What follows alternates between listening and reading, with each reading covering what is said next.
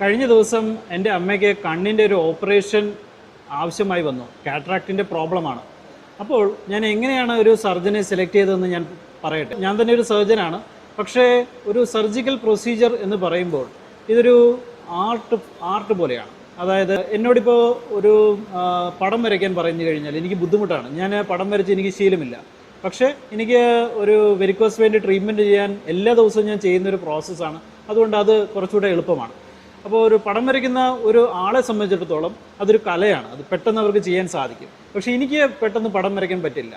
അപ്പോൾ നമ്മൾ ഒരു സർജിക്കൽ പ്രോബ്ലം, ഓപ്പറേഷൻ വേണ്ടി വരുന്ന ഒരു അസുഖം വരുമ്പോൾ നാം ആദ്യം തിരക്കേണ്ടത് എന്താണെന്ന് ഞാൻ പറയട്ടെ.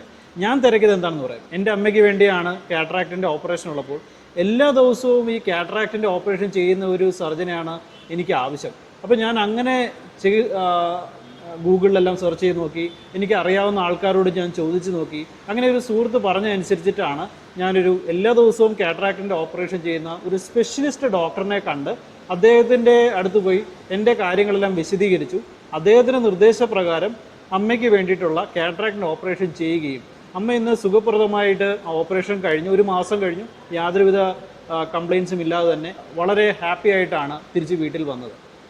ഞാനിത് നിങ്ങളോട് പറയാനുള്ള കാരണം എന്തെന്ന് വെച്ച് കഴിഞ്ഞാൽ ഈ വെരിക്കോസ് വെയിനും പൈൽസും രണ്ടും സർജിക്കൽ പ്രോബ്ലംസാണ്.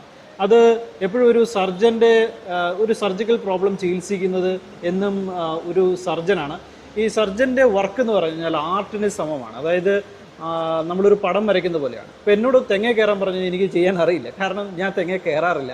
പക്ഷേ എനിക്ക് എല്ലാ ദിവസവും ചെയ്യുന്ന വെരിക്കോസ് വെയിൻ്റെയോ പൈൽസിൻ്റെയോ പ്രൊസീജിയേഴ്സ് ചെയ്യാനായിട്ട് നോർമലായിട്ട് എളുപ്പമാണ്. എനിക്ക് പെട്ടെന്ന് ചെയ്യാൻ സാധിക്കും.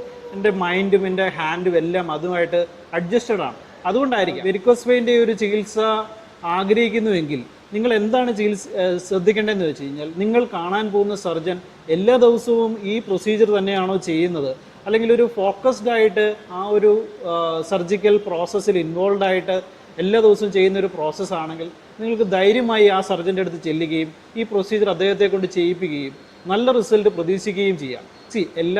എല്ലാവരും മനുഷ്യരാണ്. എത്ര വലിയ സർജന് മിസ്റ്റേക്സ് ഉണ്ടാകാം. പക്ഷേ എപ്പോഴും നമ്മൾ ഒരു എക്സ്പീരിയൻസ്ഡ് ഹാൻഡിനെയാണ് ഇങ്ങനെയുള്ള കാര്യങ്ങളിൽ സമീപിക്കേണ്ടത്. ഇതാണ് എൻ്റെ അഭിപ്രായം.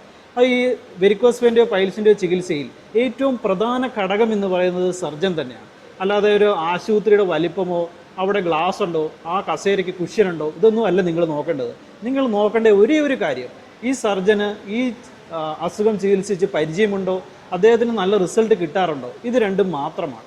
പിന്നെ അങ്ങനെ നോക്കി നിങ്ങൾ ഏറ്റവും നല്ല നിങ്ങൾക്ക് അവൈലബിൾ ആയിട്ടുള്ള ഏറ്റവും നല്ല സർജൻ്റെ അടുത്ത് പോവുകയും നിങ്ങളുടെ കാര്യങ്ങൾ വിശദമായിട്ട് അദ്ദേഹത്തോട് പറയുകയും അങ്ങനെ അദ്ദേഹത്തിൻ്റെ അഭിപ്രായം അനുസരിച്ചിട്ടുള്ള ചികിത്സാ രീതികൾ നിങ്ങൾ അവലംബിക്കുകയും ചെയ്തു കഴിഞ്ഞാൽ ഇവയൊക്കെ ചികിത്സിക്കാൻ സാധിക്കുന്ന നല്ല റിസൾട്ടുള്ള അസുഖങ്ങൾ തന്നെയാണ്. അപ്പോൾ എൻ്റെ അഭിപ്രായത്തിൽ നിങ്ങൾ തീർച്ചയായിട്ടും അന്വേഷിച്ച് നല്ല റിസൾട്ടുള്ള ഒരു സർജൻ്റെ അടുത്ത് വേണം ഈ വെരിക്കോസ് വെയിൻ്റെയോ പൈൽസിൻ്റെയോ ബുദ്ധിമുട്ടായിട്ട് ചെല്ലാൻ.